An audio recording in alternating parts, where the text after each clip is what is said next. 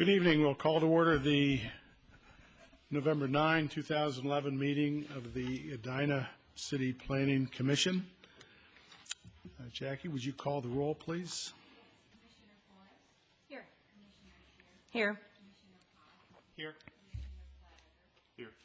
Commissioner Zukoski? Here. Commissioner Carpenter? Here. Commissioner Stoughton? Here. Commissioner Fisher? Here. Chair Grable? Here.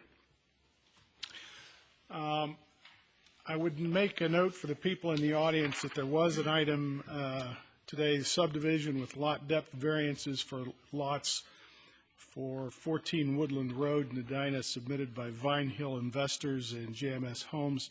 That matter has been withdrawn for tonight and will be the subject, we think, of a meeting probably sometime after the first of the year. So if you're here for a discussion of that issue, you're welcome to stay, but we're not going to be discussing that this evening. With that, the first item of business is the approval of the meeting agenda, noting that 2011-010-11A has been taken off the agenda. Are there any changes to be made to the agenda? Hearing none, I'll take a motion to approve the agenda. So moved. Second? All in favor? Okay, the agenda is approved. We'll move to the approval of the consent agenda. First item there is the minutes of the October 12th Planning Commission meeting. You all received copies of those minutes in your packet. Are there any changes or corrections or suggestions for the minutes? Commissioner Staunton? Mr. Chair, I just noticed a misspelling of Ms. Kurtz's name on the first page. Any other changes? Thank you for that. Hearing none, I'll take a motion to approve the minutes. Second? All in favor say aye. Aye. The minutes of the October 12th meeting are approved. Thank you for that.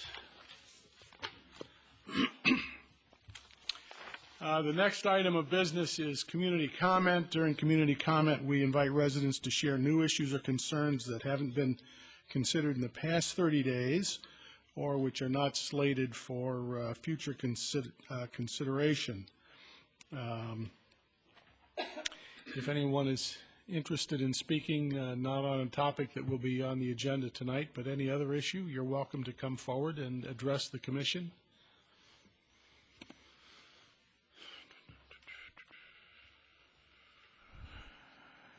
Seeing none, we will move on to the next portion of the agenda, which is public hearings. The first item on the public hearing agenda is item B-11-11, 5100 Edina Industrial Boulevard sign variance submitted by Wayne Rice. Gary? Thank you, Chair Grable, members of the Commission. This property is located at the south border of the city, just west of Highway 100 at the 100 and Edina 77th Street and Edina Industrial Boulevard. It's that first property as you exit off of 100. The applicant is requesting a 2-foot height variance and a 5-foot setback variance to replace an existing sign. This picture below, this is the existing sign. It's out there today. The picture on the top half here, that's the sign that's proposed. Whoop.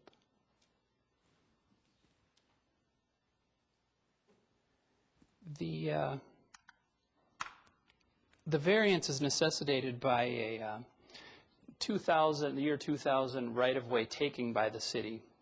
When the city expanded that roadway, we took a 11-foot wide strip located right here in front of the property when the road was widened. At that time, the existing sign met the required setback of 20 feet to the paved portion of the street and also met our height standard.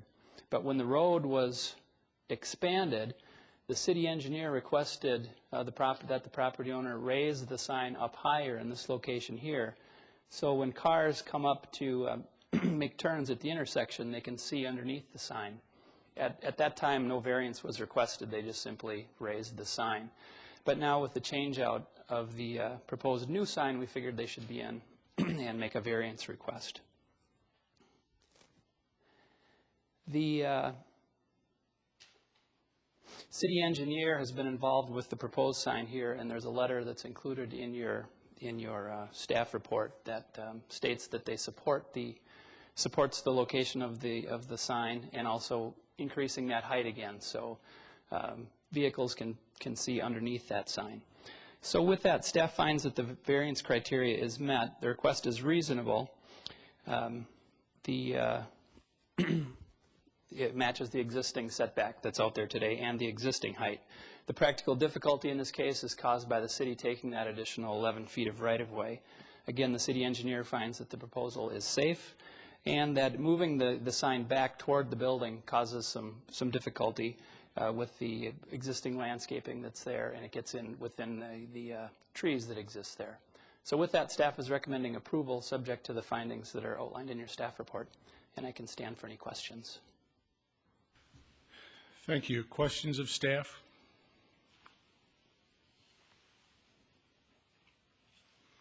Apparently no questions. Does the proponent wish to make any comments? Okay. Does anyone wish to speak on this matter? This is one of the big controversial items for the evening. Okay, seeing no one wishing to speak, I'll take a motion to close the public hearing. Is there a second? All in favor? Okay, discussion here among the commission members. Commissioner Carpenter? I think the only comment I'd make is that I think basically the request is very reasonable. Circumstances are justifiable, and I don't see any reason not to approve it. Any other comments by the commission? Is there a motion? I will move to approve based upon the content of the staff report. Including the findings therein? Right. Is there a second to that motion? Second. There's been a motion made and seconded that item B11-11 sign variance be approved. Is there further discussion on that motion? Hearing none, all in favor say aye. Aye. Aye. Opposed? The variance is granted. There is a 2-week appeal process that's available to anyone who might object. Otherwise, if that process passes without any appeal, you're free to go forth and sign.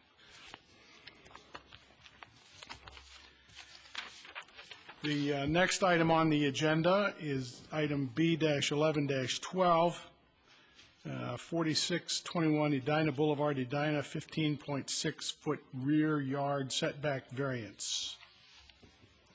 Chris?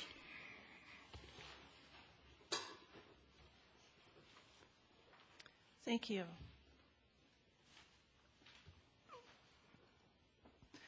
Mr. Chair and Planning Commissioners, the subject property is located at 4621 Edina Boulevard. It is a corner lot. The home fronts Edina Boulevard, and then along the side street is Country Club Road, and then wrapping sort of behind becomes woodland. The subject residential property is a corner lot. The owners are hoping to rebuild and replace their existing 3-car garage, and you can see in the aerial photograph that the home is fronting Edina Boulevard with the garage loading off of and along Country Club Road.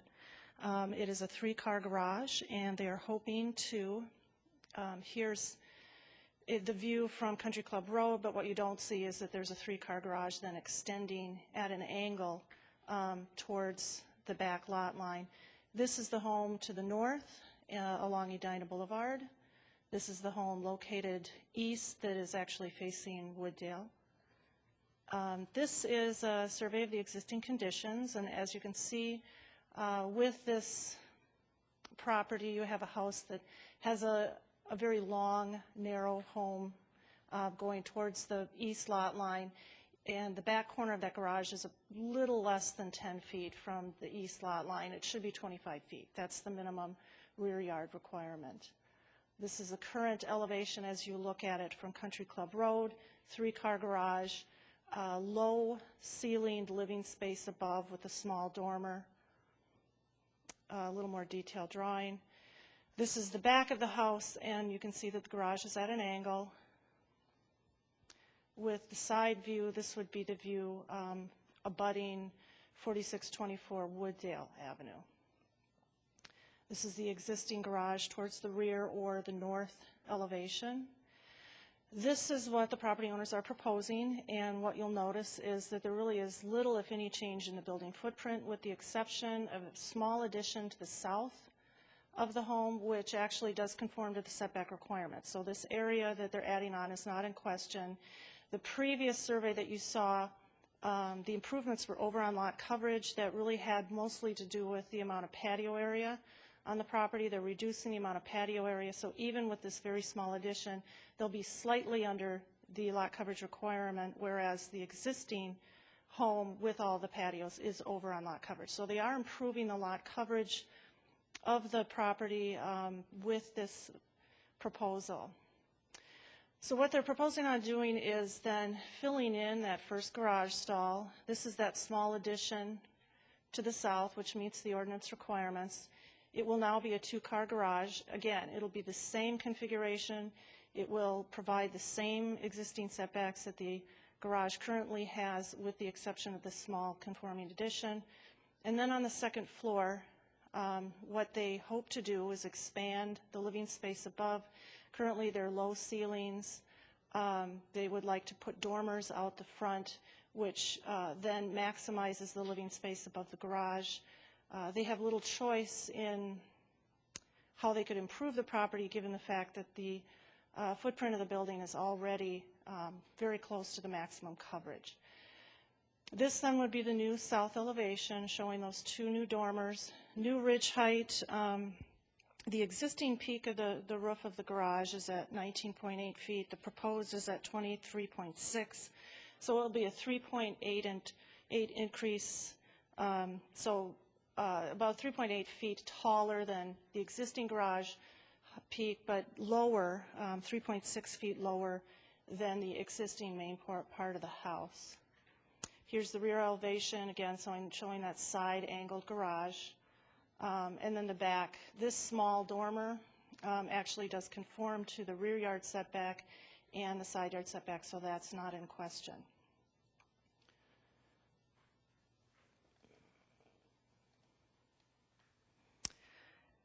The property is located within the Historic Country Club District and is subject to the Heritage Preservation Overlay Zoning District. The proposed project was reviewed by the Heritage Preservation Board and received a certificate of appropriateness on October 11th, 2011.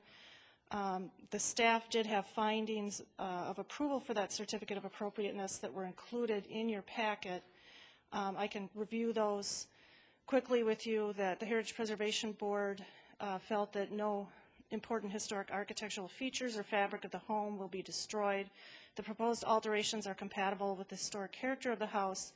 The plans provided with the subject request clearly illustrate the scale and scope of the project.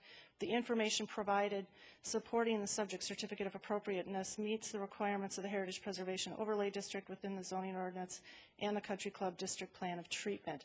Now, the reason why they had to review this is because all of those improvements along Country Club Road were visible from a street. The proposal is to rebuild the garage to include a higher roof peak and dormer to enhance the living space above the garage. Finished materials will match the existing materials and have been approved by the Heritage Preservation Board. The question is, the primary issue, is the proposed development reasonable for the site? Staff believes the proposal is reasonable. The proposed use is a permitted use in the R1 zoning district, with the exception of the rear yard setback, which is an existing nonconforming condition. It would meet all the requirements. The home is appropriate in size and scale for the lot, and it was approved by the HPB.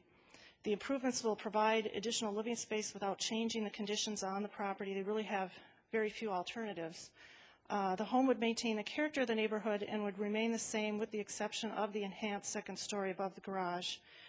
Is the proposed variance justified? Will it relieve practical difficulties that prevent a reasonable use from complying with the ordinance requirements? Staff believes the proposed variance is reasonable. The required rear yard setback will not change with spacing of the subject home and the homes to the north and east remaining the same. The practical difficulties present on the property include the existing nonconforming rear yard setback and limited design opportunities given that it's a corner lot with additional requirements, and also they are very limited given the lot coverage requirements. The owner really has little choice but to enhance the second floor above the garage. There are circumstances that are unique to the property, not common in every similarly zoned property. The unique circumstances is the original nonconforming placement of the garage, limiting those design opportunities, and there, again, is no really alternative to the applicant. Will the variance alter the essential character of the neighborhood? No. The proposed addition will not alter the essential character of the neighborhood. The setbacks will remain the same, and the Heritage Preservation Board has reviewed those issues relative to the character of the neighborhood. Staff does recommend approval of the variance, subject to the survey that was date stamped and the building plans and elevations that were included in the packet. And with that, I will stop and answer any questions you may have. Thank you. Are there questions of staff? Commissioner Forrest? Do we typically enforce hardscape lot coverage if it's not part of the residence itself? I mean, they're removing some of the patios and things like that in order to get under the 25% lot coverage. So what if they don't? They will. It's part of the permit process, so we would keep track of that. Thanks. Other questions of staff?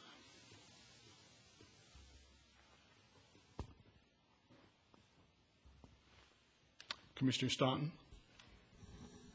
Chris, if that small addition on the south side of the home had not been put on, would it be considered just a replacement, or is this an expansion of a nonconforming use? It's an expansion of a nonconforming use because of the second floor. That's getting larger, and portions of it are getting closer to the rear lot line, even though the area below, the garage below, is just as close. So it would, it's an expansion of a nonconformity. It's a vertical expansion. So the footprint hasn't changed, but Correct. But it goes up, and so we're saying that there's more cubic space. Correct, and they're increasing, you know, the knee wall area is going up, so there's, you know, a volume of space that is increasing above. And we define that in our code to be an expansion? Yes. Okay. Thank you.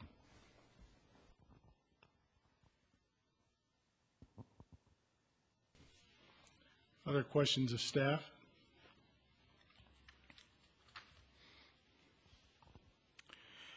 Thank you, Chris. Do the proponents wish to come forth and forward and say anything? Please identify yourself with your address.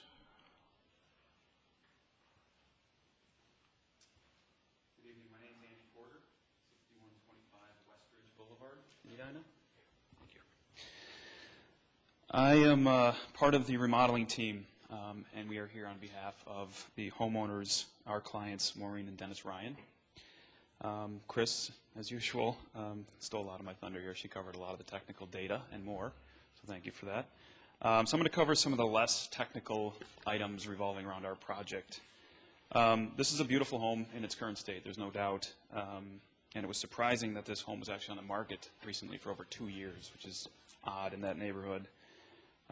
It's in great, well-maintained condition. It's an extraordinary lot. So at first glance, it's kind of puzzling why it was on for so long. That is until you actually walk through the home. I don't know how many have been through this home, but it's not for today's buyers, and I think that's how the real estate market saw it. The Ryans, on the other hand, went into the home and got excited. One of the problems with the home is the front of the home is where the living area is, or the family room, formalized family room, and the very back of the long meandering home is the kitchen. And those two don't connect together very well, and that's what today's home buyers and homeowners want for their families. So the Ryans decided that they wanted the location, loved the house, loved the neighborhood, loved the historical nature of it, but the floor plan wasn't working for them. So it was important for them to keep the streetscape along Country Club Road as it went towards Wooddale Lane, or Wooddale Avenue, but also improve the home for their family and the way that they live. One of the big problems with the home as it is in the area above the garage, it's really low. Mr. Ryan happens to be 6'6". He literally has to duck to walk down the living corridor up above the garage. So part of the reason that they need to do this is for better living conditions above the garage. They're sacrificing a garage stall to get that family room space from the front of the house back to the kitchen area, and then we're reworking that.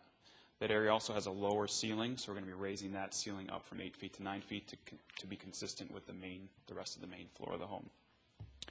As Chris mentioned, we went in front of the Heritage Preservation Board last month, and they gave us overwhelming support for this. One of their big things that they obviously want to do is keep the streetscape, keep the distance between the homes consistent with the historical intent of Thorpe and the others. And that's exactly what this does. It gives us a little more headroom above the garage, but apart from that, we're pretty much keeping the exterior aesthetic massing and scale as it is. So that's kind of the background on that information. So I'm here to take questions if you guys have any, and I appreciate you taking the time. Thank you, Mr. Porter. Questions for Mr. Porter?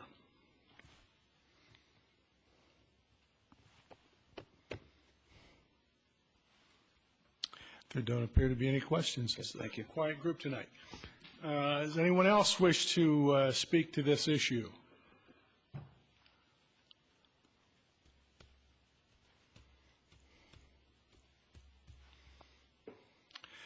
It appears that no one else wishes to speak to this issue, so I'll take a motion to close the public hearing. Is there a second? Second. All in favor? Aye. Okay, the public hearing is closed. We'll bring the matter up to the commission. Comments, questions, concerns, issues of members of the commission? Commissioner Forrest? I move approval of the variance subject to the findings of in the staff report. Is there a second to that motion? It's been moved and seconded that this be approved subject to the findings of the staff report. Is there any further discussion? I guess, is there any discussion of the motion, since this is the first time the motion's been? Any further discussion? Hearing none, all in favor say aye. Aye. Opposed? Item B-11-12, rear yard setback variance has been approved. Again, there is a waiting period. Once you wait through the waiting period, if there's no appeals, you're free to go forward and complete the project.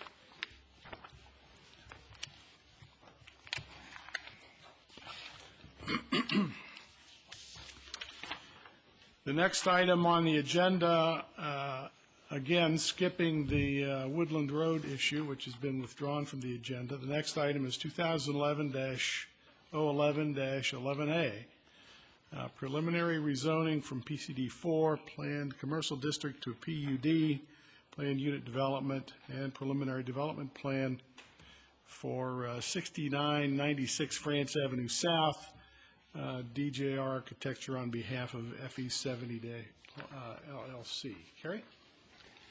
Thank you, Chair, members of the Commission. This is our very first PUD proposal based on our recent ordinance amendments that allow this. This property is located in the southeast quarter of the city on France and 70th. It's the northwest corner. This is a picture of what exists out there today. It's the American Oil full-service automotive station. Another view looking from 70th Street across France. What the applicant is proposing is to tear down the gas station and construct an 8,260 square foot office and retail building. 3,000 square feet would be for retail space, a vitamin shop, and 5,260 square feet would be a financial planning office. You may recall when the Planning Commission reviewed this as part of the sketch plan review, the proposal was for a 6,600 square foot building. The footprint of the building is the same, but the financial planning office users are requesting mezzanine space, kind of a second story. That that increases the square footage. So again, there's no change from the footprint of the building that was originally reviewed as part of the sketch plan. Existing zoning on the site is PCD 4. It's our planned commercial district that only allows automotive service type stations. Surrounding zoning is PCD 3. Site is in our comprehensive plan guided for office residential use. Within that designation, office residential, it does allow limited retail, which is what the applicant is proposing. You also may recall that this site is located within a potential area of change in the comprehensive plan, and as part of our sketch plan review, the City Council has determined that a small area plan is not necessary. So with that, this request requires a rezoning from PCD 4 to planned unit development and preliminary development plan. This is a two-step process. This is step 1, the first phase. Primary issue that the staff and the Planning Commission is asked to consider tonight: is this development reasonable for the site, and is PUD's rezoning appropriate for this site? Staff believes that it is reasonable and the PUD is more than appropriate here.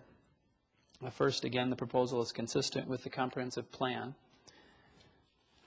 Also, the building is relatively small in scale, similar to buildings on the west side of France. This is a look at the property to the north, a 2-story office building.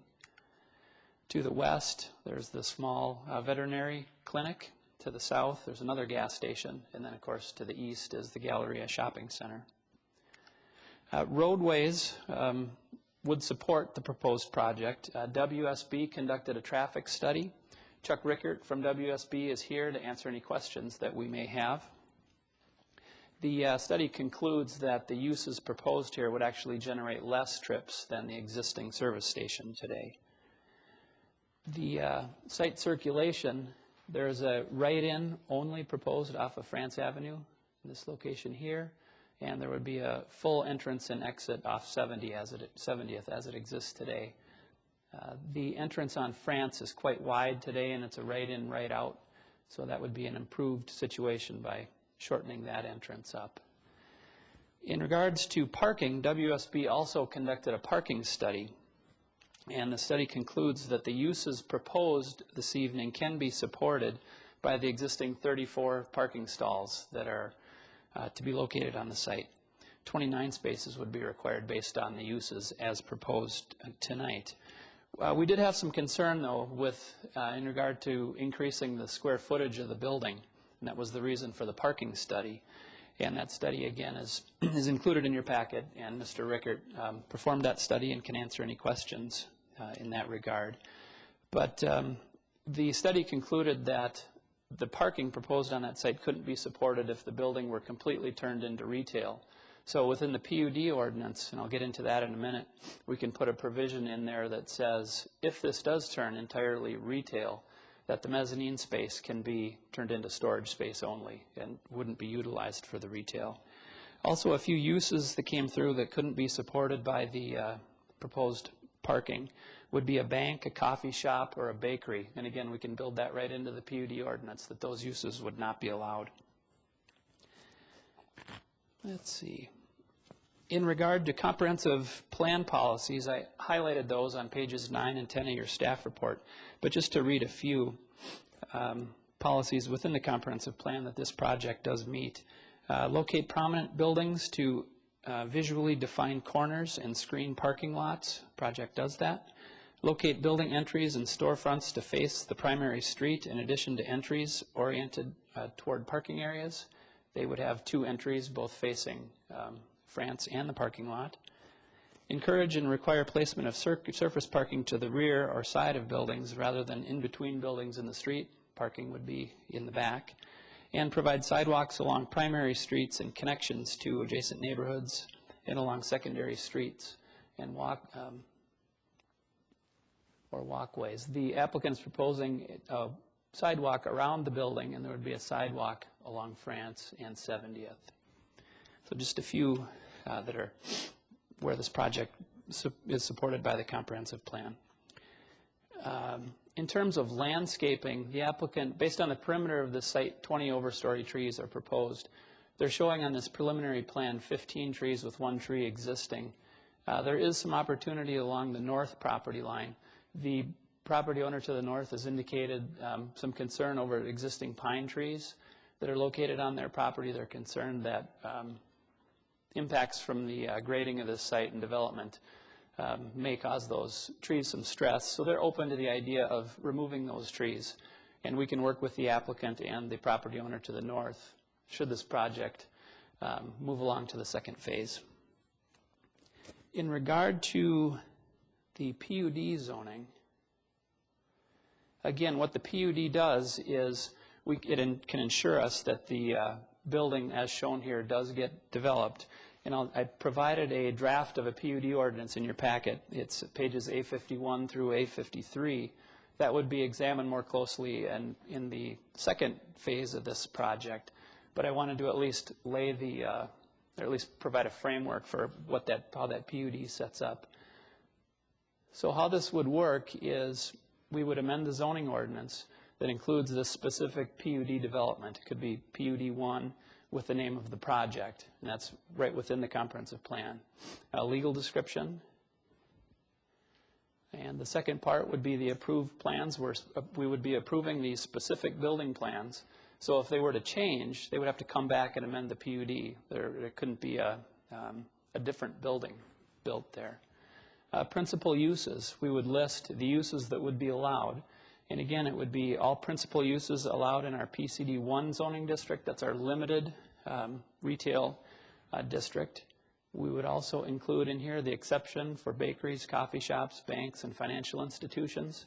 The applicant has also indicated some PCD 2 uses that they would like to see, and that's included here: the catering, the clothing store, dry goods, etc. And again, with the parking study that was done, these uses would be acceptable and could be supported on the site. And then here you'd note that if the building is entirely occupied by retail uses, then the mezzanine would have to be turned into storage space. City attorney, I guess I can finish. Accessory uses would be listed, the parking. Produce stands, that's allowed as an accessory use in all of our commercial districts. That could carry through. Signage would be referred to the PCD 1 district. There wouldn't be any conditional uses allowed. And then the development standards, building setback, parking lot setbacks, and height. This is all exactly as proposed. City engineer or city attorney has reviewed this kind of draft outline of the PUD and finds it to be acceptable. So with that, to conclude, staff is recommending approval of the preliminary rezoning to PUD, the preliminary development plan per the findings and conditions outlined in your staff report. And I can stand for questions. Commissioner Scher. Carrie, I want to clarify something. I'm looking at the principal uses section and the addition of the PCD 2 uses that have been requested by the applicant. When we make the statement that our parking study has said that these that are enumerated would generate an acceptable amount of parking left on the space, are we saying acceptable if only the 3,000 plus square feet are occupied by these, or if the entire building becomes occupied by these absent the mezzanine? It would be acceptable for entirely retail uses, the ones listed here, at a 6,600 square foot building. So the mezzanine couldn't be occupied by retail space. It could only be used for storage if the entire building were occupied as a retail user. Okay, I wanted to clarify that. Thank you. Commissioner Platter. Just a quick question. When the provision, kind of the same provision, if the use changes that to a different retail space and the mezzanine shall not be used, does that come back through the Planning Commission for that use change, or how is that governed? That would not. Say they were the financial planning office went away and the 3,000 square foot retailer went away. If another retail space that's listed as a permitted or principal use, they could go into that space, but only occupy 6,600 square feet, and that wouldn't require a review by the Planning Commission or Council. I guess my question is, how is that enforced then? through the ordinance, this gets adopted right into the zoning ordinance. So it's right there. Okay. Commissioner Potts? Question whether this has been looked at by the city engineer relative to the right-in only off France. The first parking stall and perhaps the first two seem like they could potentially create a hazard as somebody's backing out the speed of traffic on France if somebody's turning in. So I guess it's a question about the total parking spots, 34 or maybe too many. Yeah, he did review the plan. He didn't make any comment on that parking space. That might be a good question that we put in front of him and see if he has any concerns about that as we move into the second phase, if this is acceptable at this point. Okay, thank you. Commissioner Fisher? Carrie, where do you get the overstory tree requirement? It's based on the perimeter of the site, and you take that total number and divide it by 40, and that gives you that number. And that's based on the basic zoning that's there today? Correct, yeah. That's. I mean, we can make that requirement whatever we want that requirement to be based on the site layout, right? Absolutely, you're right. The only thing I don't have a strong opinion yet because I'm not sure exactly what we're trying to achieve there, but it just seemed like the whole discussion, and I get that the trees on the neighboring property, there might be other issues there, but it just, on the surface, when you read it, it sounds like we've got to take down some trees in order to plant some trees. Yeah. And I don't think we should fall back on a set rule here. If we have a PUD, let's figure out the best solution, not the numerical solution. That's an excellent point. Gary, I have a question. Well, I'm curious about why the exclusion of the bakeries, coffee shops, banks, and financial institutions. You know, how did that come about, and what's the thinking on when we're going to do a PUD, how we decide what uses are in and what uses are out? Yeah, this might be a perfect time to introduce Chuck Rickert, who did the parking study. It was that study that caused those uses to come out, that those uses need more than the 34 parking stalls that are provided here, but Chuck can give you the background. Mr. Rickert, do you have a question? Well, just to follow up on that, so it's by the city's parking counts that it wouldn't address them?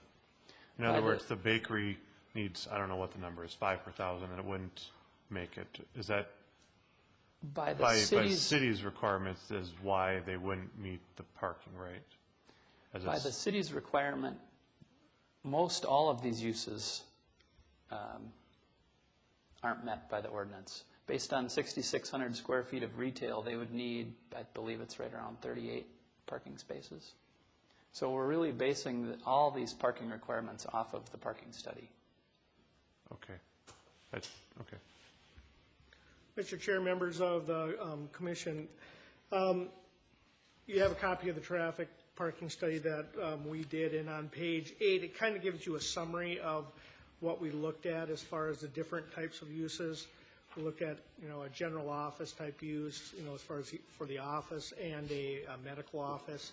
We looked at both those, and then we looked at a whole array of different type of retail uses on the site. And these rates are based on, Institute of Transportation Engineers, ITE, generation rates for parking. They're based on a lot of studies across the country at similar type uses, similar type sizes, and so forth. So that's where these numbers and rates, are coming from. So that's where we based them on. And you can see at the top of that table 7 where, it kind of goes through, 47 spaces. If this was just the office/retail out there, they would require 47, based on the city code right now, and 42 is how I calculated. I may be a little off on the, 6,600 square feet of retail, but that's what it would be for just retail on the site. So, based on city code, it is under parked, but we feel that with these types of uses, it would be, it would be okay. The bank, coffee shop, and bagel have high turnover. The bakery type uses, they have a high turnover. a lot of people coming and, going at one time and stuff. That's why those counts are a little higher than the other uses, so. So the numbers that you used were based on the traffic engineer's base of knowledge that's based on everything. Yeah, they were based on, studies from across the country, similar to the traffic generation that, numbers we use from ITE, traffic generation. Similar to those, they have parking generation numbers also, so we use those same type of numbers, similar type uses and so forth, so. Okay. As long as we're talking, if I might, with respect to the flow of traffic in and out of the space, how do you keep, what's to stop people from trying to exit onto France Avenue? And that, there's always somebody that's going to want to do that, and how do we discourage it as much as possible?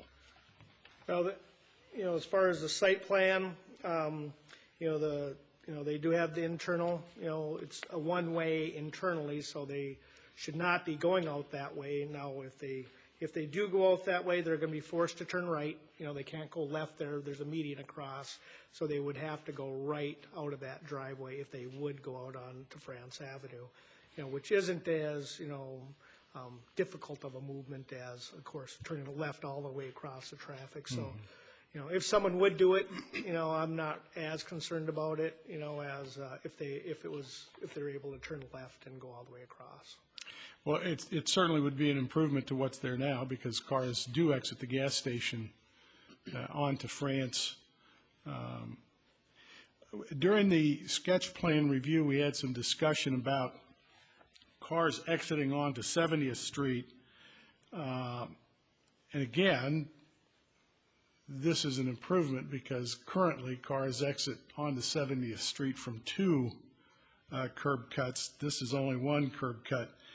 But instead of coming out onto 70th and making a left-hand turn to go east, there was some consideration of the fact that a car could come out onto 70th Street, turn right, and go up the street a block to the roundabout, and then come back around to go east through 70th. Do you have any comments on that thought or that concept?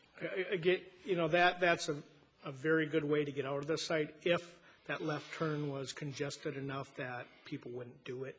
Our numbers are showing that it's not going to be congested. I mean, there's that peak hour number, and from the uses that they're proposing, there's not going to be a lot of conflicts at those peak times from this site.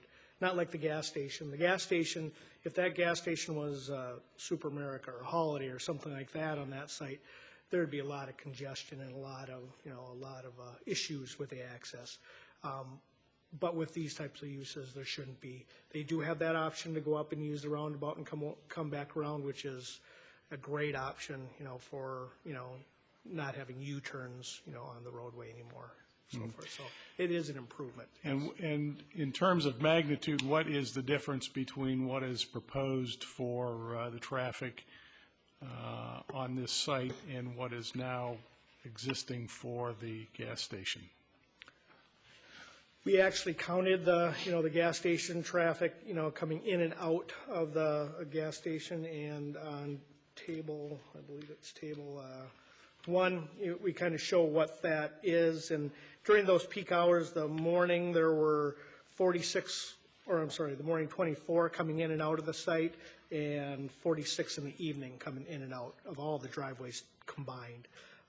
And if this was a typical full-service type gas station, that would more than double, that it could actually be.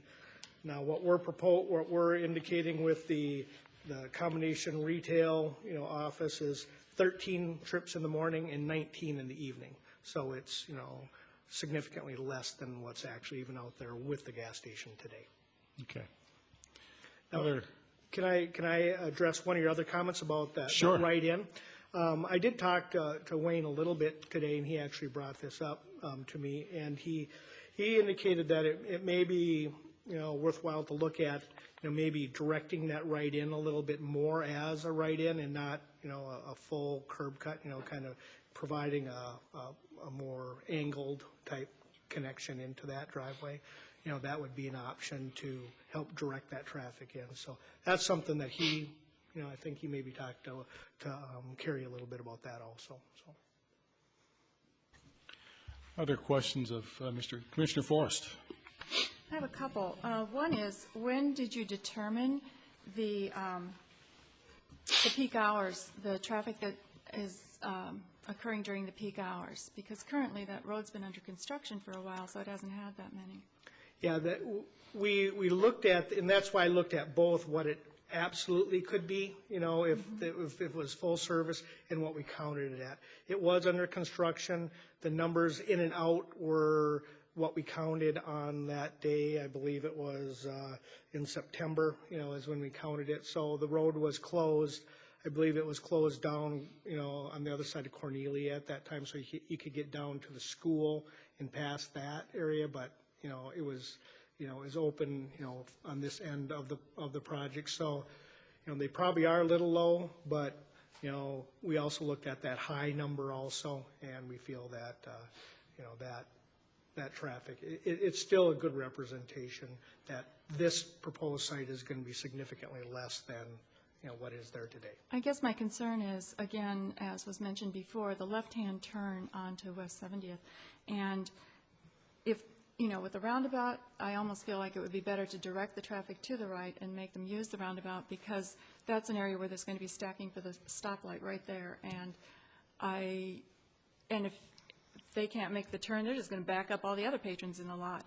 And that brings me to my other question is, when you determined the number of parking spots, did that include only the patrons of those businesses, or did it include all employees and support staff and cleaning crews and things like that?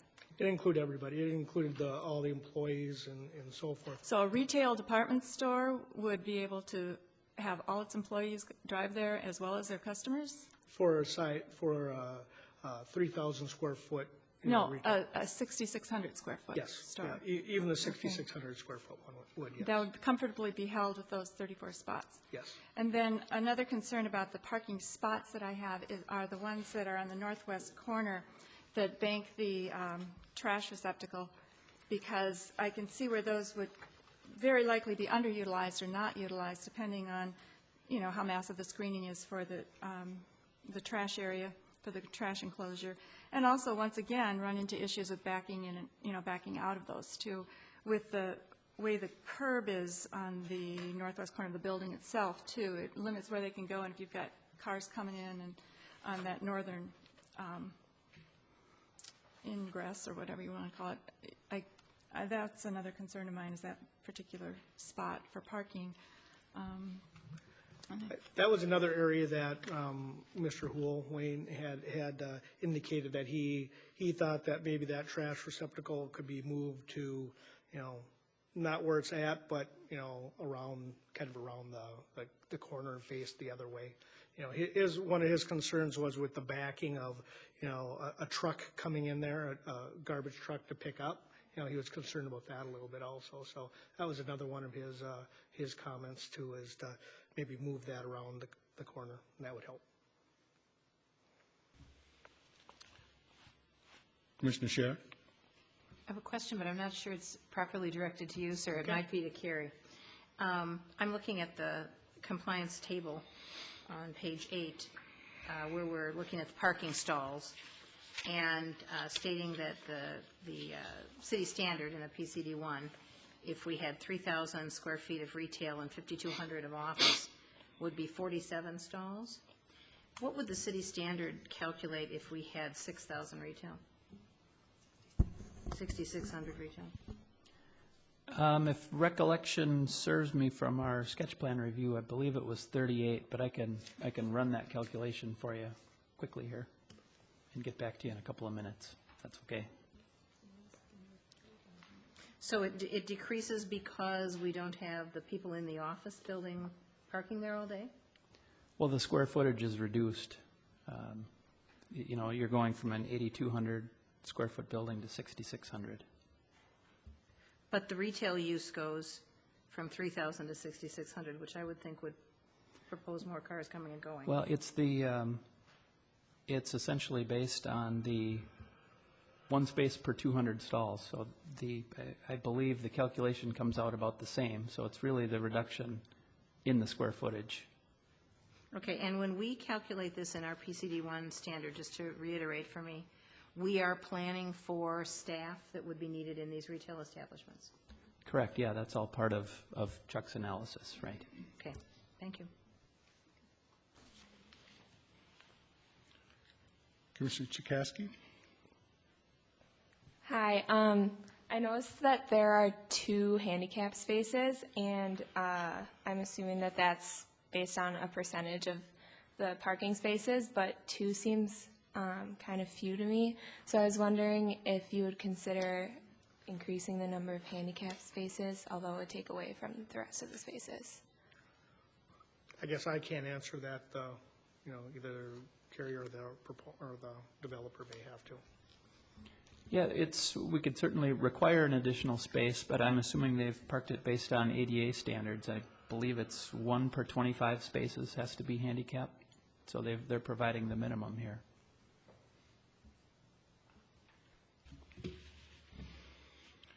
Commissioner Forrest? Just to follow up on that, then, but if it were a medical building or something like that, it might require more, maybe not by the standards, but by actual use too. I think that was a really good point, because if it was we're talking medical, in broad terms. If it was medical office, then there probably would need to be additional, handicap stalls. I guess I don't know the ADA code well enough to, off the top of my head, to be able to answer that, but. Additional questions for Mr. Rickert? Commissioner Potts? I've got one other back to the parking. I'm looking for the width of these. I see the ADA spots are 8 feet wide. Are they all 8 feet? 8 and they're 8.5. I believe they're 8.5 by 18 is what they're. Oh, okay. I'm looking at the plan, Mr. Chair. Thank you.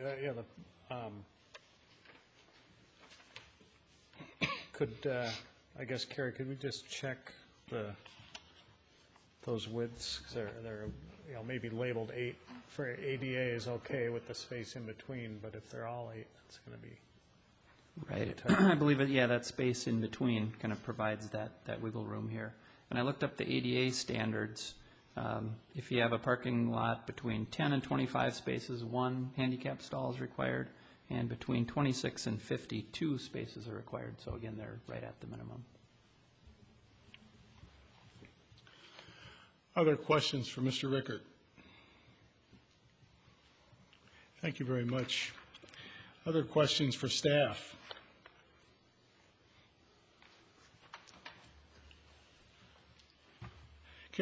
Commissioner Sheriff?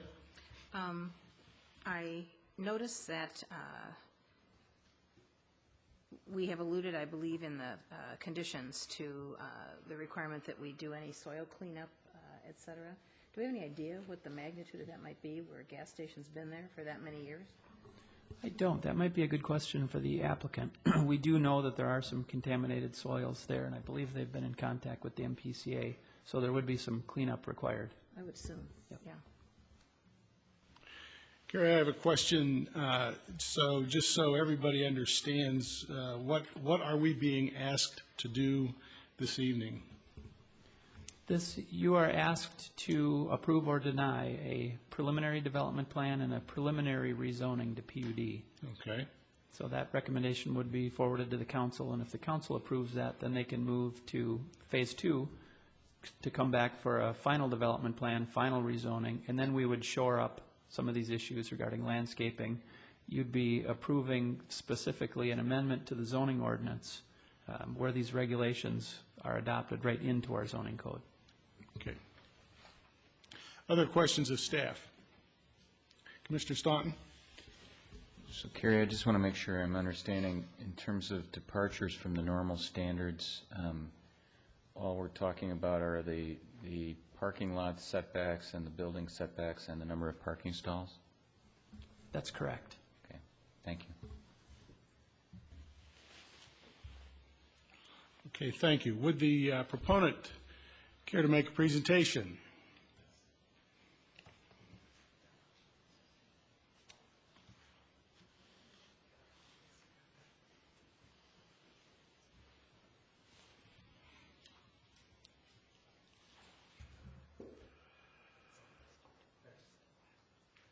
Good evening. Dean DeVolis, 5009 Ridge Road, Edina, Minnesota. And it's covered pretty well, so I'll keep my comments relatively brief. Probably just a couple things I just want to address is that one, probably more on an urban design level that, you know, this is a pretty, even though it's a small building, it's a significant building because there's really what I call the first transition change to the Southdale area in which we have a building addressing the street and anchoring a major corner in Edina, the 70th Gateway and along Excelsior, along that line, which puts the parking in back and work the arrangements to set that up. So it's a good setup. The lot is tighter. There is ideas in terms of those spaces in which the employees can park on the spaces to the north so that the bottom of the lot off 70th has full access. So there's ways the lots can be managed and ensure it's what I call maximum accessibility in terms of customer parking and those access.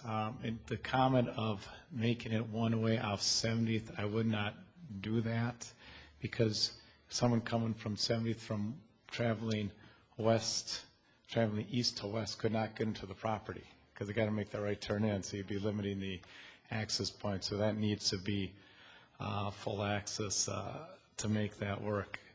2 handicap spots is sufficient, especially for this types of use. If I would add a third, I'd be limiting the parking because generally the handicap spots tend to sit empty a much greater proportion than standard parking spaces, and so I'd really be essentially taking away another space, and that parking count would drop because one of the width of the space, and so I'd lose 2 spaces to create one more handicap spot. So this is a good balance, and I believe a good compromise in terms of respecting ADA standards and making the building work. The spaces are 8.5 feet. The handicap spaces are 8 because of the striping in the middle. So what you're looking at is the handicap spots are 8. That's state ADA law. The standard spaces are 8.6. They're not 8 to allow the access to that point. The other thing I want to cover is materials, just so everyone understands, and I'm not sure what the best way to present this, if I just hold it up like this, or lay it flat, and you can film down onto it. So let me do this, and really the building is going to be 2 primary materials, and it's pretty easy because I can sort of demonstrate using the City Hall here. The metal panel is similar color. It's a little lighter than what you see on the back wall here. With anodized, the glass is clear, much like you see in the back wall. If you look through the glass of the stone, it's similar to the same stone that's in City Hall. So it's really a building that's set up of enduring materials, and one that this panel material sort of allows a good transition between what I call sort of a residential and a commercial area. So it has that hybrid, and it's sort of been proven by the tenants because we end up getting 1 retail tenant and 1 office tenant. Because I remember discussing before during the sketch plan review that this building would sort of be in that kind of transition stage between retail and office, and sure enough, that's exactly what happened in terms of its layout. So I'll leave it here because there's a lot of detail and just stand open for questions, so thank you. Thank you, Mr. DeVolis. Questions of the proponent? Commissioner Plattiter. Yes, thanks. I have 2 questions. One when you mentioned the traffic on the 70th Street, and at least in my mind, I don't think anyone was advocating that there's a right-in, right-out there. I think the question was, is there something that would, at least a sign to say don't turn to your left because of the high traffic going that way. So I don't think, I'm just trying to clarify that because I don't think it was proposed as a right-in, right-out, but just something to. I agree. I wasn't thinking about the fact that he wanted to get patrons. Yeah, I mean, to get in there. So it's in that respect. So I still think, personally think a sign is warranted there. If even people don't follow it, it's just something to tell them it's difficult to do and get around there. So, and then the other question I have on the exterior, are you designing this about a tenant that's going to be here? Or are you designing it more generically? It's denied generically. Okay. The mezzanine is the only thing that I would say is tenant specific, but the building from, if you look from the original sketch plan to the present drawings, was followed that thing. So it's designed in that style, and you just so happen to get those 2 types of tenants. So okay. It's not a custom building. It's I don't want to use the word generic, but a building meant for generic's the wrong word. I agree. And the tenants can fit into it. Okay, thank you. Other questions for Mr. DeVolis?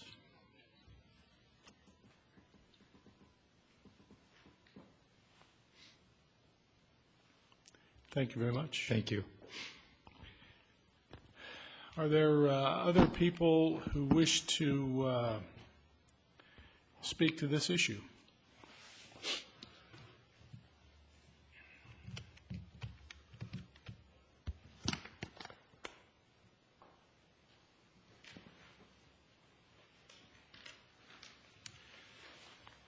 Seeing none, I'll take a motion to close the public hearing. So moved. Is there a second? Second. All in favor of closing the public hearing, say aye. Aye. Opposed? Okay, the public hearing is closed. We'll bring the matter up to the commission for comments, discussion. Who would like to start off?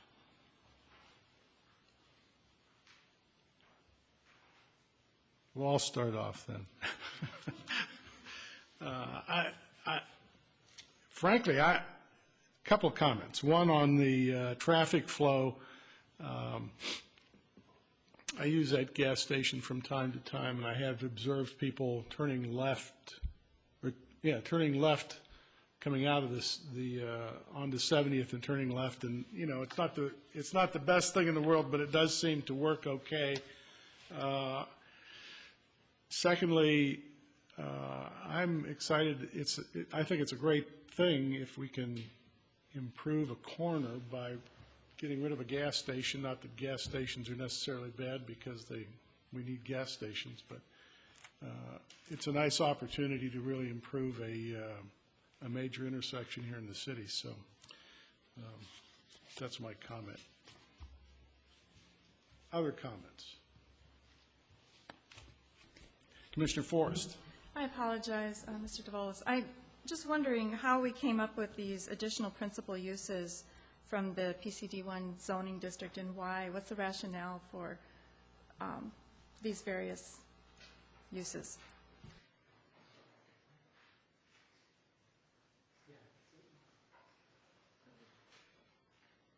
Essentially, it ties back to the parking uses. So basically, the segregation was uses that are high-demand parking uses or light in parking. So that's how some of it got segregated out that you saw on there. Commissioner Potts? I guess just to pick up on that, I don't know if the traffic engineers' studies support this or not. You told us the numbers are based on standards. When I look at this site plan, it looks like everybody would drive to this site. So I think it's a wise thing to be cautious about higher demand uses of the space when it comes to the parking.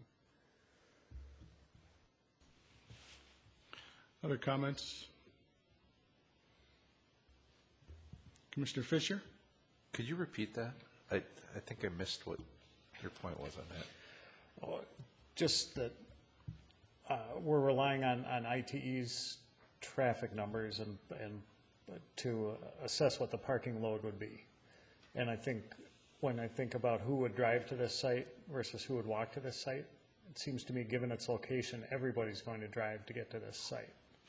Oh, okay. So if we're being cautious about bringing too many cars there and loading up the parking lot too much, I think that's a good, cautious approach. Sure.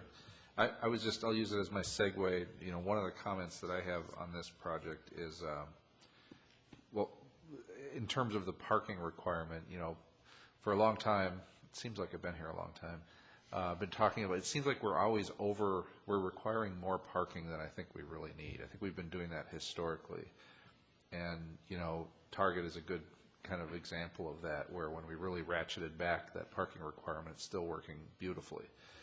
And it seems the study that was done here just sort of further reinforces that across the board. It would be good to kind of look at that in our ordinances as we move forward and see if we can take a finer look at parking, so we're not building more asphalt or putting more asphalt out there than we need to. So I'm comfortable with the parking requirement piece of this. And then my overall comments on it, I like it. I wasn't here when the sketch plan was presented, but I would have probably said positive things. What I like about this is for all of us that have worked so hard on starting with the comprehensive plan that envisioned this kind of change in this area in general, this evolution of this area. But then furthermore, the work we all did on getting sketch plan and PUD, and to see this kind of project come through that process, I think the results will be real good. And personally, having seen good designs from Mr. DeVolis in the past that have turned into things like CVS, it's kind of nice to know we can lock it down and say that's what we want here. I'm not blaming you for the CVS, but it was the weakness of our zoning before that we could say that looks awesome. We all we're like sucked into a beautiful design, and it didn't end up that way. And this, I think we can feel like this thing should happen in the way we're approving it. Other comments? Commissioner Staunton? I'd echo that part of why we did the PUD in the first place was to try and create flexibility that suits the circumstances. And for as long as I've been on the Planning Commission, we've been trying to get buildings to come to the street in this area and have the parking behind.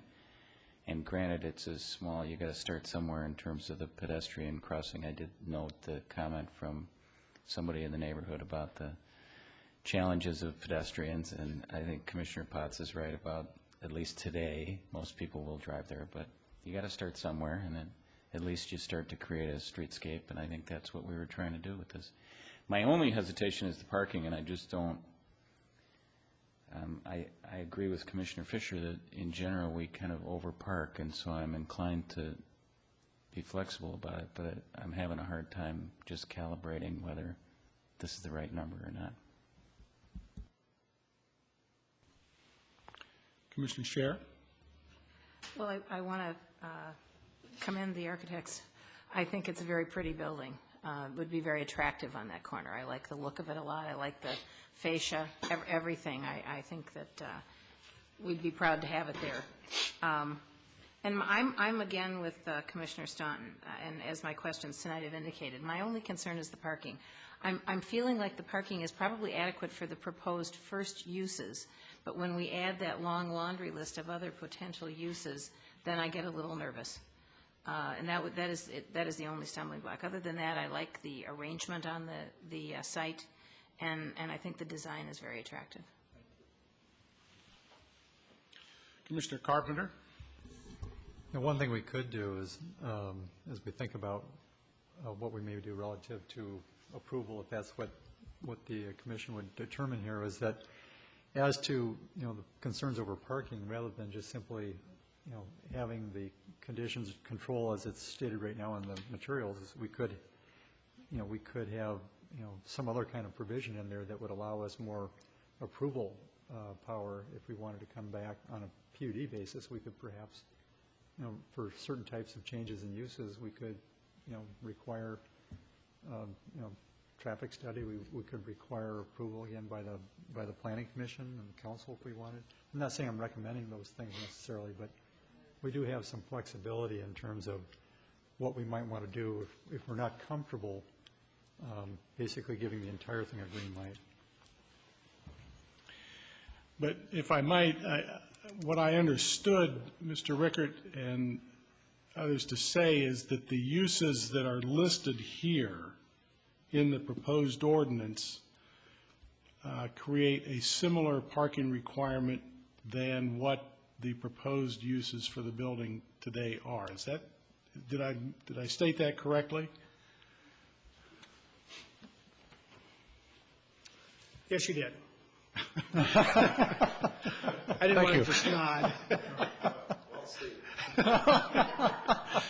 Okay. Thank you. Commissioner Forrest? Just to follow up on that, though, I think, too, that I think I would like to consider Commissioner Carpenter's idea as we go forward with this as well, because for a couple of reasons. One is that use changes over time. If this were a, quote, video store, as it is in our ordinances, you might expect 80 people a day to come there. Now you might expect 2. So it's the concentration of people that would come there could vary over time depending on what current business models are. And the other thing is, that's just kind of niggling at me is that we've got the building up to the street, but it's not really a gathering spot out there. There's a room, there's 30 feet, I think, to the far side of the sidewalk or something like that. I'm concerned about that side of the building not being used, those entrances not being regularly used, but rather the back of the building would get more heavily used, which kind of defeats our purpose of making it a pedestrian-oriented building, or rather, from our streetscape anyway. And I guess, too, it's kind of the whole idea in the comp plan where we're talking about minimal retail, some office, maybe residential or whatever, being in that area. I'm a little concerned about us veering off into retail land very heavily, especially for future uses. I mean, a building needs to be adaptable for the future, and use will change, and that's only realistic. But I'm just concerned about us not really meeting the goals as we have them in the comp plan. Technically, yeah, I think it fits. You know, if you go letter by letter, you can squeeze it in there. But I'm concerned, I just don't anticipate at this point it being as welcoming from France. Yeah, please, do address it, because I... And here's the thing, because we're first in an auto-oriented environment. So you're absolutely right. Today, most likely, as the Commissioner's smart, people will drive to it because every other use surrounding the building is a drive-in use. What the hope is that this sets a precedent, so when the other corner gets redeveloped and others, that more of a pedestrian environment gets established over time. And what you're saying is that the front becomes more actively used. You're right. Today, just because of the nature of all the other uses, I'm 1 out of 10 auto uses that will occur. 5 years from now, 10 years from now, you know, as you guide the comp plan and new development comes in, the corner of the sidewalks become more established and the front has more emphasis. So because we're first in, you're right, that's just going to be the handicap of the area because of the environment we're entering. But, you know, the hope is, as I believe the commission is, that that'll evolve, and it's got to start somewhere. So, you know, this is sort of the first step to try to establish that idea of creating the environment that's auto but also pedestrian friendly. Commissioner Platter?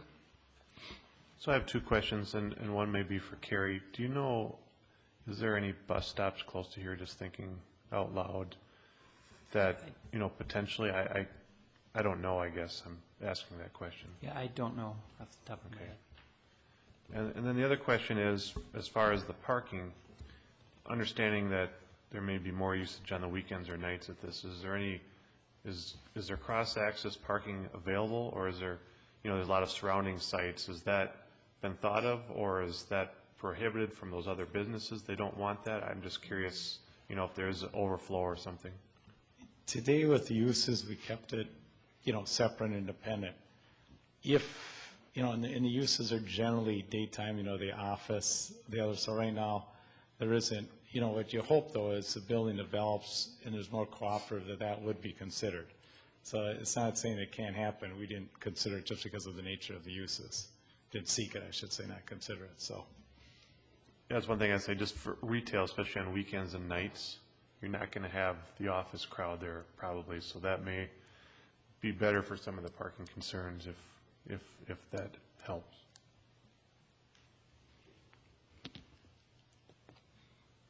Commissioner Potts?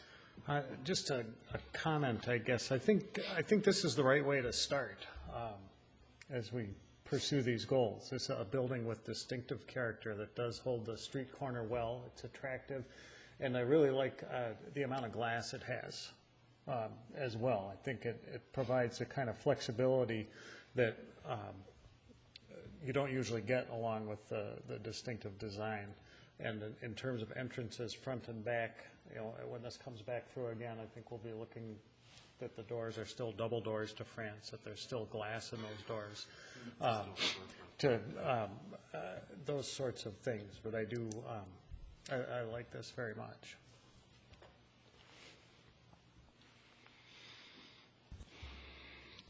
Commissioner Staunton? All right, I'll do it.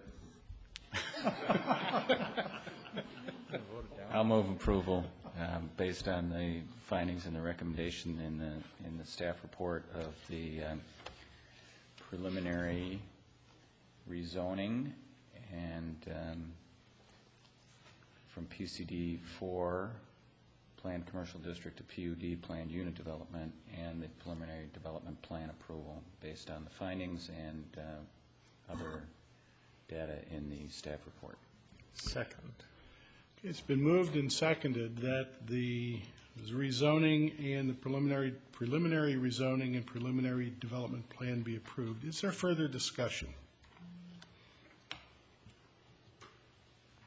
Mr. Platter. I would just ask that, are our comments included in that recommendation as well? In other words, our meeting minutes, you know, the items we've spoken about and I'm assuming are being written down. Well, it's not really in the motion. I suppose the council would have the opportunity to see it as they consider the recommendation. But if there's something you're thinking of that needs to be part of the motion or a condition or something, I think we should probably talk about incorporating it. I don't know if I got to conditions, but we did talk about a lot of things that suggested improvements or design potentially that I just don't want to get lost either.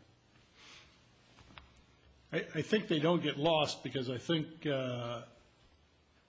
my experience is that the council do review the minutes and review the TV show.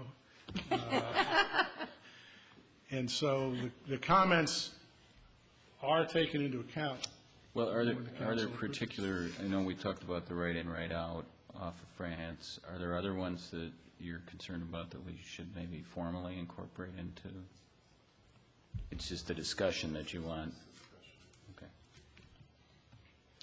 Other discussion of the motion. Chair? Commissioner Carpenter. Do we have a lingering concern still as to those one or two parking slots on for the drive-in right off of France itself? I mean, there was some suggestion that cars backing up might obstruct incoming traffic. I'm not sure how that got resolved, or if you did. Mr. Rickert, did you address that? You said something about parking. I thought it dealt with those spaces. Perhaps Mr. Chair, members of the commission, my comment was that, Wayne, Mr. Houle, had looked at that, and one of his suggestions was to angle that, access a little bit more. He didn't specifically say or talk about those two spaces, and I guess again, with it being a right-in only, I think there's enough sightline there that it shouldn't be an issue of people backing up, especially if they're going to be employee or if they're going to encourage employees to be on that side. Mr. Platter? Just one thing, not that I'm against trees, but the landscaping plan shows a tree right there. I'm just consideration of blocking that view as we just spoke about. So, you're in favor of trees? I like trees. Okay. Other comments?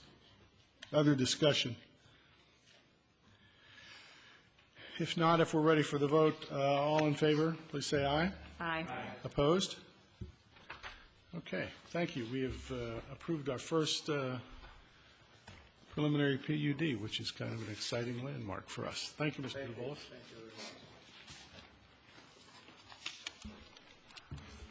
Now, where's my agenda?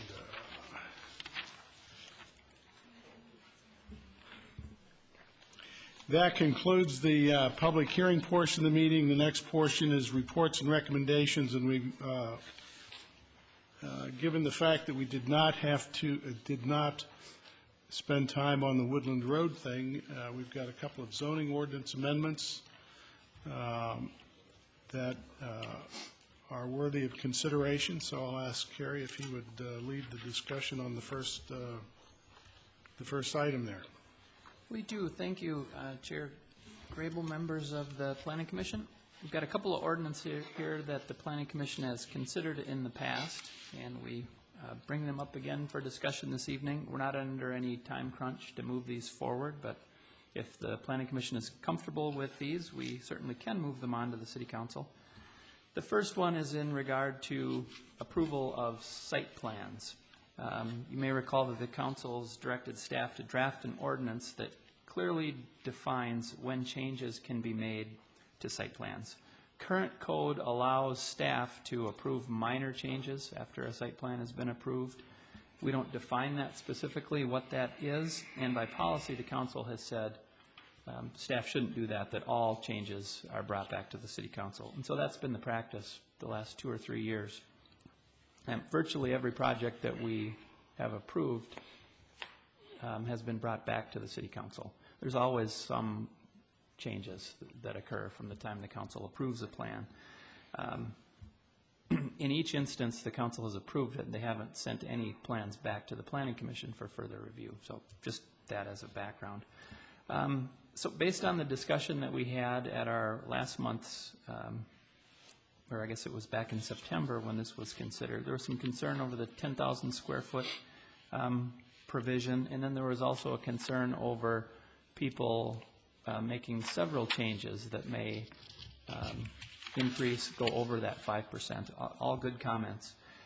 So I've amended the ordinance to at least attempt to address those, dropped out the 10,000 square foot provision, so it's just anything 5% or greater change to the footprint would require that it go back for review, and also added the provision that you only get one change. So if you make a second change, then it automatically comes back for review in an attempt to address that issue. There was also some discussion about requiring a decrease in building footprint in coming back. This is how this all essentially came about, was from the Waters project, where they were actually decreasing the size of the building. All of the other parking requirements, number of units, all stayed the same.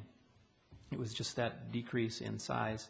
I didn't add anything in that regard. I guess staff still feels that if someone is decreasing the size of a building and there's no other impacts in regard to the footprint is changing, if the footprint changes, those are going to come back anyway.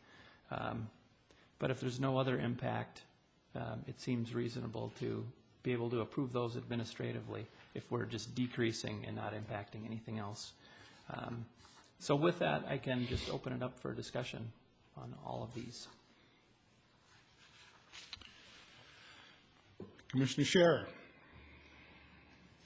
I don't recall actually whether we discussed this when we have gone through our discussions on this proposed change before, but one of the things that I can think of a few in my now almost 6 years on the Planning Commission where there's been some sort of a change to the exterior finish of the building or the look of the building.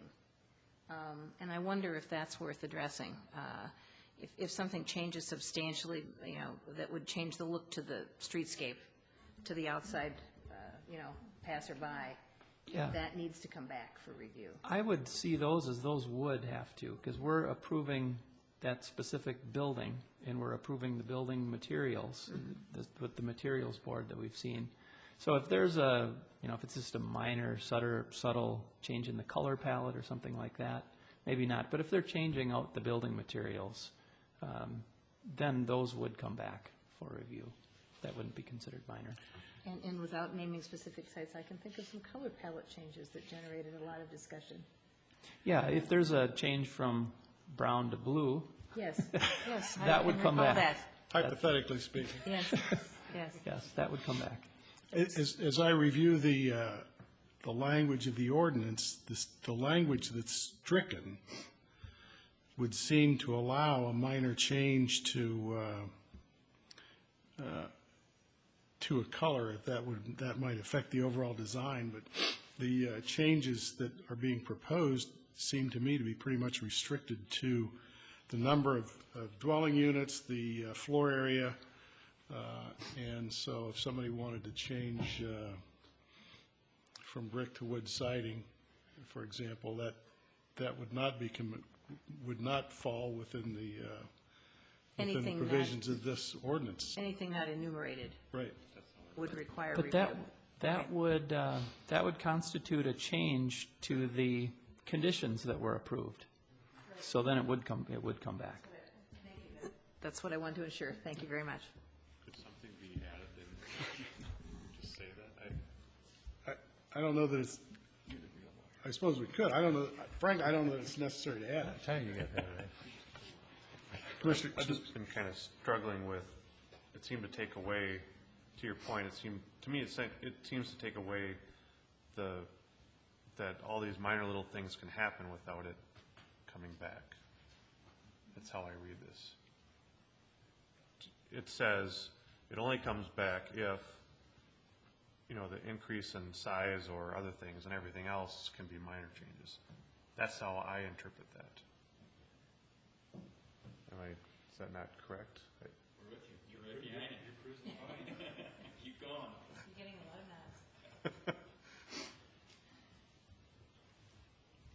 nods. I don't read it. Completely No, take it says, away no, minor.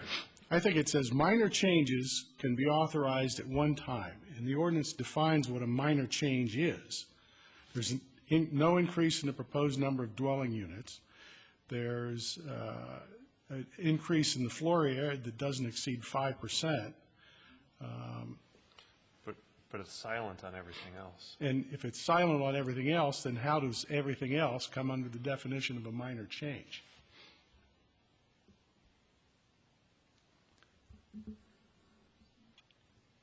I guess my staff's interpretation would be that the last little sentence there after number 3, all other plan modifications shall be acted on, reviewed, and processed by the Commission and Council in the same manner as reviewed by the site plan. I think the ordinance defines circumstances where you don't have to come back. Those circumstances are limited to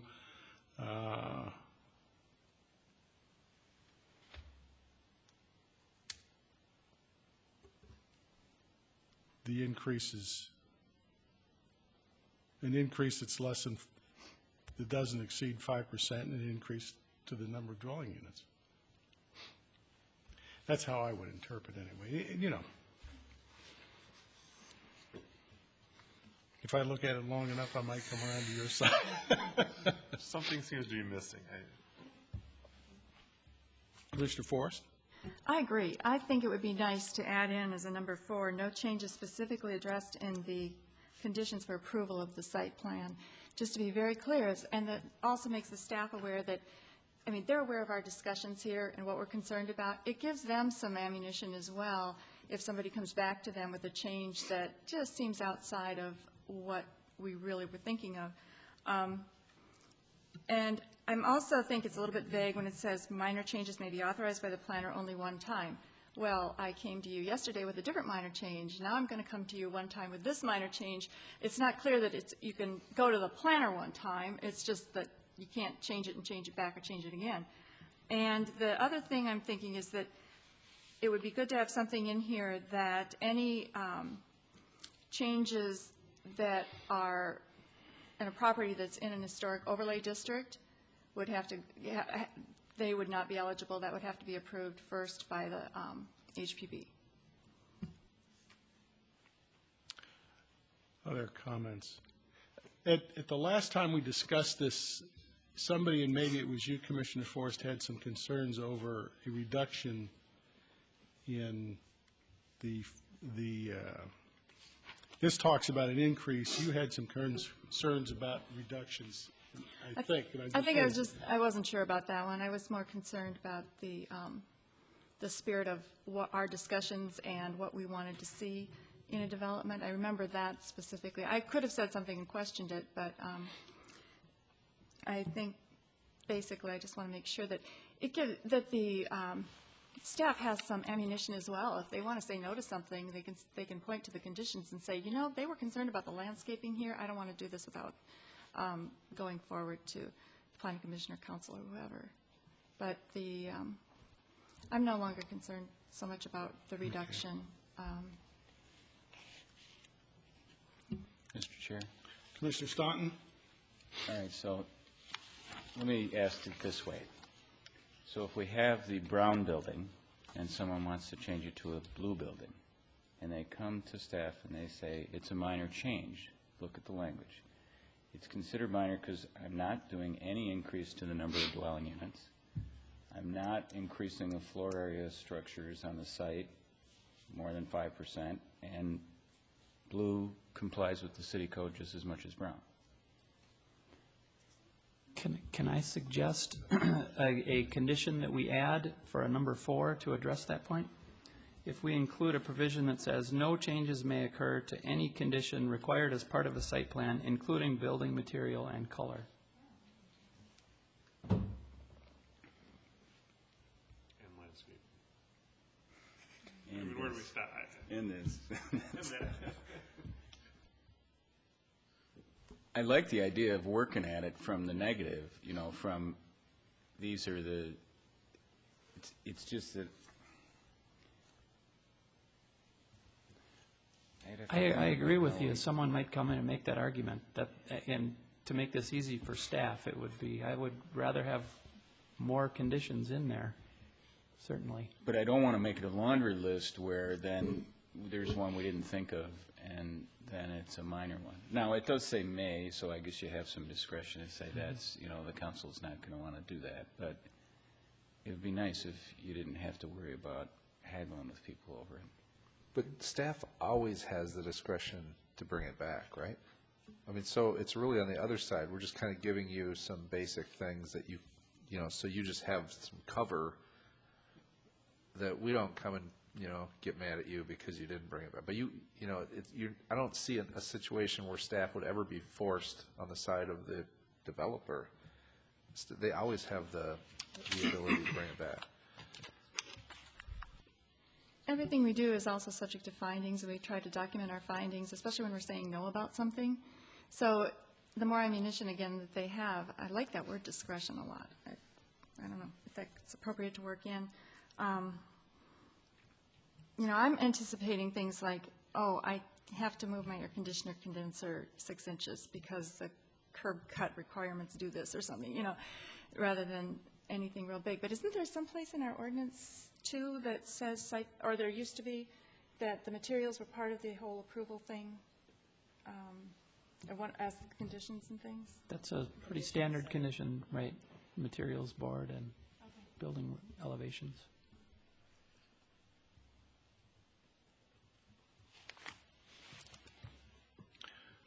Other comments? Sounds like we're not ready to move. Commissioner Scherer. I was going to take a stab at something. I'm trying to listen to a number of the comments. I don't know if this is too wishy-washy, but if you were to state that minor changes may be approved by at the discretion of the planner, one time only during the development phase. Changes are considered minor if 1, 2, 3, and add 4. There are no changes to any condition of the site plan. And 5, HPD. I'm sorry, and 5. Well, I still would like to see something in there that if it's in an historic overlay district, that it goes through the HPB. Requires the HPB approval. I mean, I think you can tweak this a little and get close to what we're all referencing here. I don't know if we want to go through that exercise this evening. I don't think the Heritage Preservation has any review authority over any commercial or industrial properties. Well, at this point, they don't. It's more of just a catch-all thing for me.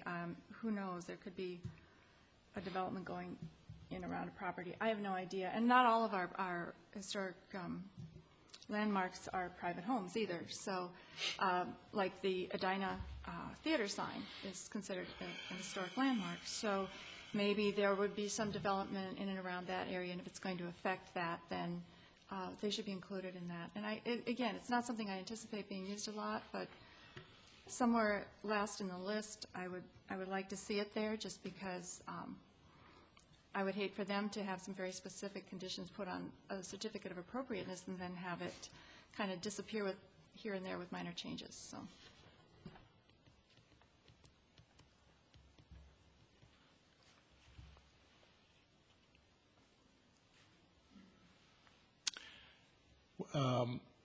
It sounds, I like what Commissioner Scherer had to say. It sounds like unless you want to make a motion to adopt that, it sounds like staff ought to take another stab at this and bring it back.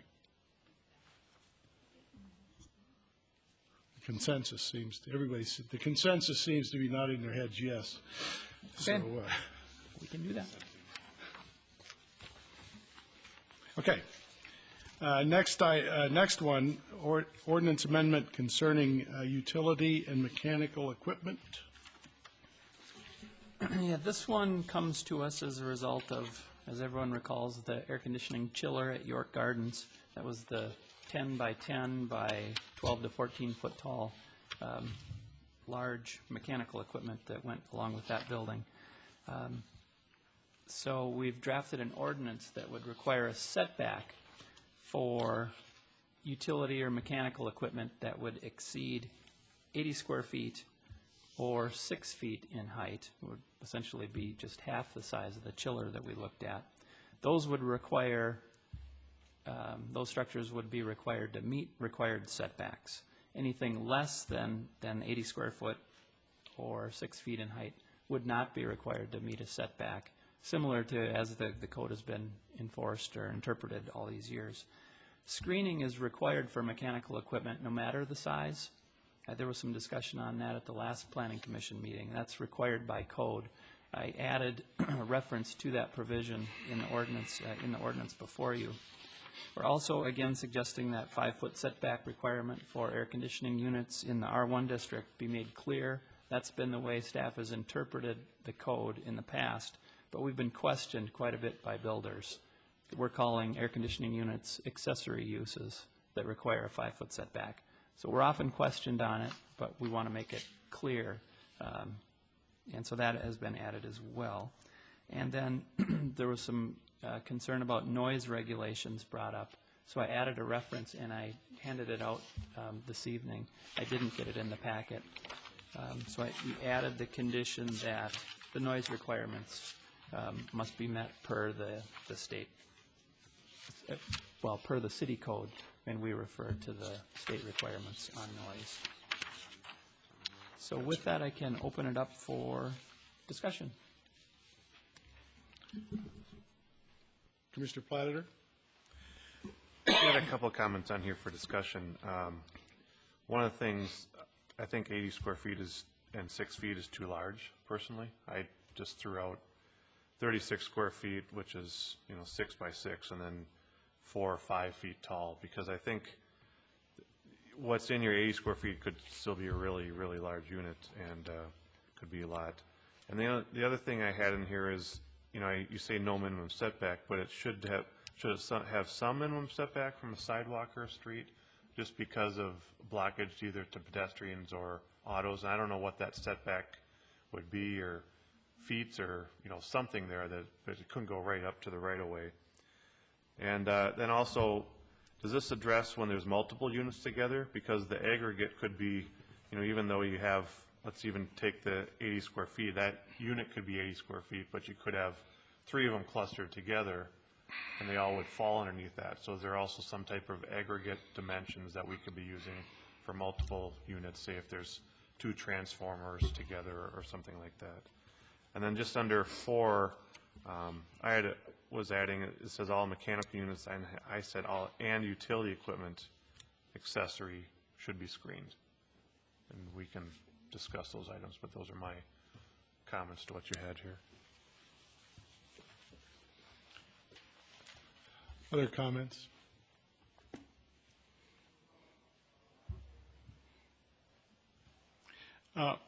Commissioner Scher. Carrie, had this been written this way and been in place, what would the impact have been on the chiller issue? They would have had to meet, well, in the case of the chiller, we called that a structure based on our definition, and it needed to meet a required setback. But based on our definition of a structure, all mechanical equipment is a structure. So every utility and mechanical equipment out there today technically needs to meet the required setbacks. So we wanted to write in a provision in the ordinance that accepts some of these, you know, the green utility box, XL Energy that you see all over town, oftentimes located right on the lot line. Wanted to provide some exceptions for those, but the larger utility and mechanical equipment to require that setback. So that one would have been large enough to have required the setback? Yes. Okay.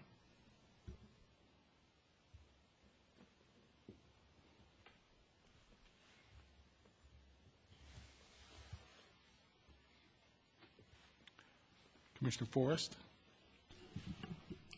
I concur with Commissioner Platter's statements about size. I don't know what the appropriate size would be, but I think size does matter with this. And also, I remember with the York Gardens, wasn't there there were some towers or something too, some other type of structures on the property as well, so they had things popping up all over there. Electrical transformers, I believe.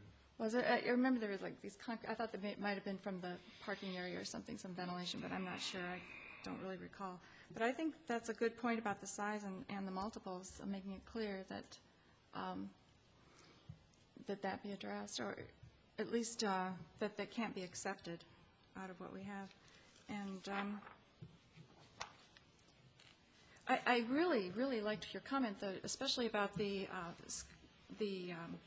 setbacks from a right-of-way, a sidewalk, or whatever, because of the visual impact is possible, you know, getting in the way of just turning the corner, that kind of thing, kind of like the sign we had earlier tonight. So, If I could address a couple of those, anything that's put in the right-of-way, the city engineer has to sign off on, so he's checking for those kind of things.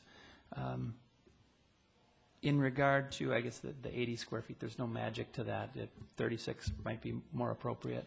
And I would. 80 seems way too large, Mm-hmm. so I. Yep, we could certainly take that down, and I would agree, because we do see instances where you have several different mechanical equipments next to each other. And so in the aggregate, we could look at some kind of a spacing requirement, or within a certain amount of certain area, if it exceeds that. I think that's a good comment. We can work on adding something like that. Describe for me again what it is we're thinking about here. Apparently the chiller, we're not talking about the chiller. So I'm trying to visualize exactly what it is we're looking at. Trying to address allowing certain kind of utility and mechanical equipment to be located within a required setback, or not require a setback. XL Energy, you know, all those green boxes that you see all over town, and smaller mechanical equipment. But the larger, requiring a setback to avoid the instance that we ran into with the York Gardens. So the goal here is to make the code clear, allow the exceptions for utility companies to locate where they need to, but then tighten up the regulations on the large equipment. So that's the intent here. And we're still requiring residential air conditioning units have to meet setback requirements. Commissioner Platter? Well, just my overall concern is that all these, I'll call them eyesores because I think they are allowed to populate anywhere and everywhere, and I think we need to have some control over where that goes. I mean, I realize in situations you're kind of stuck, so you're going to have a way around it in certain cases, but I want it to be thought about and thoughtfully designed and thoughtfully placed on these sites, so we don't have to run into either the chiller again, but I think there's other opportunities as well around for these types of equipment. So that's what I'm trying to get at here overall in my comments. Commissioner Forrest? can we require also that these large structures be included in the site plan, because they weren't showing up in that one, and that's something that if it's not included especially, then they really don't have any excuse not to move it. Yeah, we require that now, and they typically do show up. This was an oversight on their part. Well, or as they said, they may, or they considered not having it. I don't know. It looks nice now that it's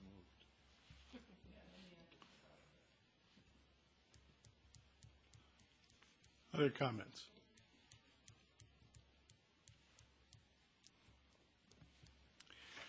I think, again, the consensus would be that staff take another look at this ordinance and bring it back to us. We can do that. Fair enough? Thank you. Correspondence and petitions, we've received the council connection.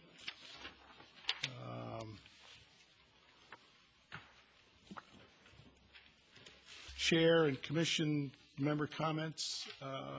I've had some conversation with Diane Plunkett-Latham, who runs the Energy and Environment Commission. She's got a couple of ordinances that she is proposing, and with the Energy and Environment Commission has got a couple of ordinances that they'd like us to take a look at, and I think those will be coming forward.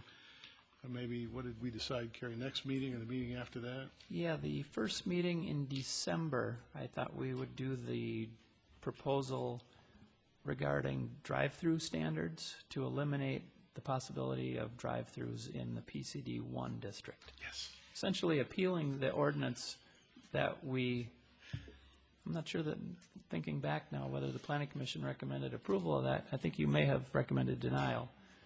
But it's a consideration of repealing that entire ordinance. Okay.